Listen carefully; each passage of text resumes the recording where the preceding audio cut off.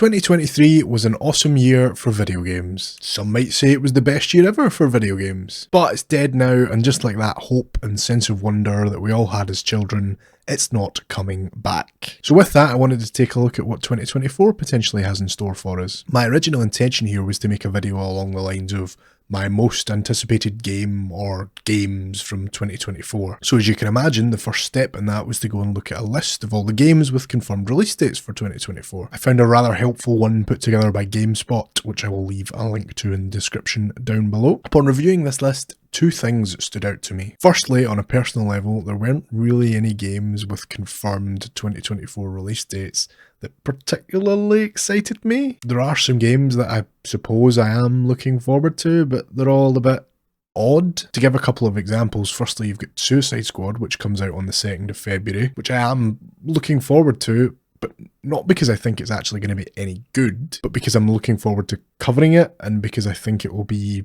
somewhat controversial and spark some interesting conversations, and I'm sort of morbidly curious to try and see what the game actually is. So I have some anticipation for Suicide Squad coming out, but I think to call it my most anticipated game of 2024 would be a bit disingenuous. And then there's Final Fantasy VII Rebirth on the 29th of February. As I'm recording this, I'm just about to start my journey and playing through all of the Final Fantasy VII related games, starting with the original on the PS1, with my end goal to be eventually playing through Rebirth when it comes out, because I've never played Final Fantasy VII before. But because I've never played Final Fantasy VII before, and because I tried to play Remake when it first came out and that didn't go very well, there's every chance that I might just not like the games and never even get to Rebirth. So I think, again, to call Rebirth my most anticipated game of 2024 is not really fair either. And that's kind of it. There are a couple of other games like Grand Blue Fantasy Relink on February 1st and Rise of the Ronin on March 22nd, which I think could be cool, but there's nothing which is really getting the old hype train going. The particularly sharp-witted among you may also have noticed something else about the games that I've referenced so far,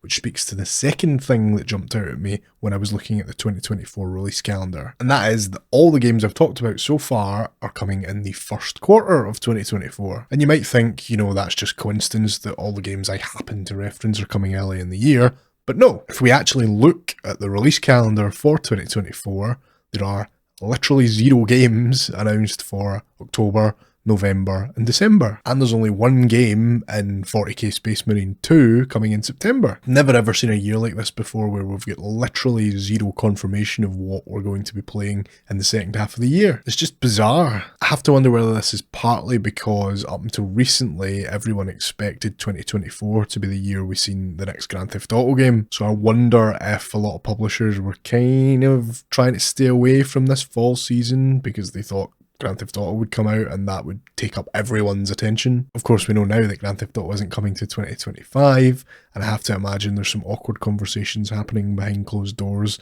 and some worried developers and publishers that are concerned that Grand Theft Auto is going to plop itself down right next to their planned release date. Another thing to bear in mind is that it's heavily rumoured that Nintendo's next console is going to be coming this year, but there is nothing formally announced yet. So what that means is Nintendo probably got some first party games that they can't talk about yet and we don't know about yet, but that will be coming this year with the new console, but they can't tell us about them until they unveil the console later in the year. So I would expect there to be some Nintendo releases slotting in towards the end of 2024 once we know what their console's going to be. As for Xbox, it seems like they should have a couple of big hitters this year. Both Hellblade 2 and Avowed have previously been confirmed as having 2024 release dates, but no precise dates have been announced as yet. If it did have a confirmed release date, I'd probably say Avowed was my most anticipated game of the year. For those who are unaware or don't remember, Avowed is the next game from Obsidian, the makers of Fallout New Vegas, The Outer Worlds, and my personal favourite, South Park: The Stick of Truth. Avowed was originally revealed in 2020 with a brief trailer,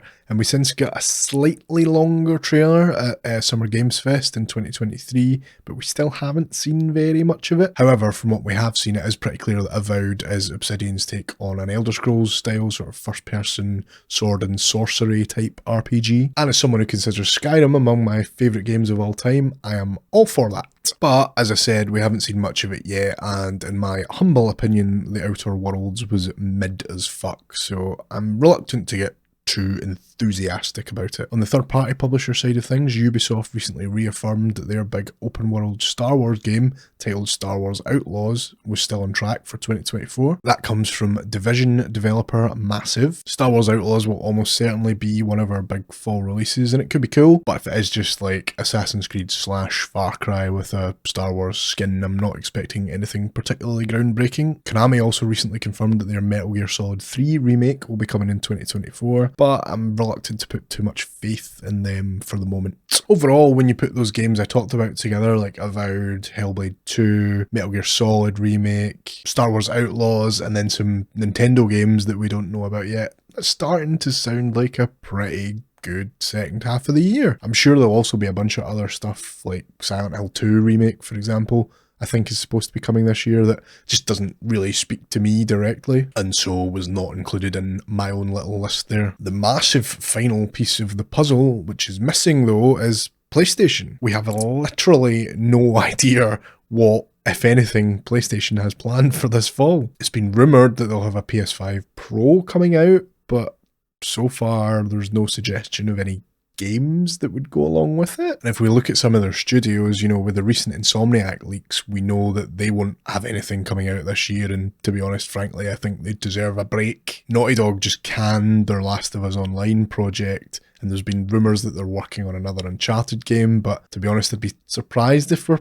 playing that within the next year or two. Sucker Punch should be about ready to go with their next game, which is strongly suspected to be a Ghost of Tsushima sequel. Nothing's been announced yet, so that could be one that, you know, maybe gets announced in the summer at some point and comes out later in the year. Santa Monica have long been rumoured to be working on something that's not God of War related. Cory Barlog was obviously doing something whilst Ragnarok was in development, given that he didn't direct that, but it's unclear what that project is or whether it'll ever see the light of day. And then Media Molecule just recently ended support for Dreams, so if they are going to do another thing and live to fight another day, they'll be pretty early into that. It seems a little bit early for Guerrilla to go again, with Horizon Forbidden West only being 2022, but they're another one again who've long been rumoured to have another project, potentially a first-person shooter in development, but I think I remember some rumours about that maybe hitting the rocks a little bit a while back. So again, it's unclear whether we'll ever actually see anything from that. And fuck knows what's going on at Sony Bend. I literally couldn't guess what they're doing at this moment in time. There are obviously a few other studios that I've not listed, but none that have announced projects which are clearly going to come out this year. And we of course can't discount Bungie, you know, whilst they seem to be a bit of a shambles at the minute, they do have the Final Shape apparently coming out in June, and Marathon in development, although that's probably years away at this stage. So it's entirely possible that we're going to see a year in 2024 with no first-party PlayStation exclusives. To be honest, I don't think the lack of exclusives will really make a difference to anything. You know, in 2023, all we got was Spider-Man 2, and the PS5 still outsold the Xbox Series consoles 3-1. It is, however, interesting to note, given that, you know, first-party exclusives were very much the backbone of what modern PlayStation was built on. Of course, they could prove me wrong and announce a showcase tomorrow where they reveal 7 million games that we didn't know were in development, but I just can't see it based on what we know about their studios and just sort of doing the math on when games got cancelled and last released and things. So overall, 2024 could literally be anything. As I said, I've never seen a year like this where we have so little idea of what we're going to be playing beyond like March. If a lot of those games I talked about do come and do pan out, 2024 could be another amazing year for games. But right now it's by far the strangest, and that's before we start thinking about what games that we think are currently coming this year might actually get delayed or cancelled. I'm looking at you, Skull and Bones apparently coming out on the 16th of February. Yeah, good luck with that. I'm sure Beyond Good and Evil 2 is just right around the corner as well. So what do you think? Do you think 2024 is going to be a good or a bad year for games? What's your most anticipated game of the year so far? Let me know in the comments down below.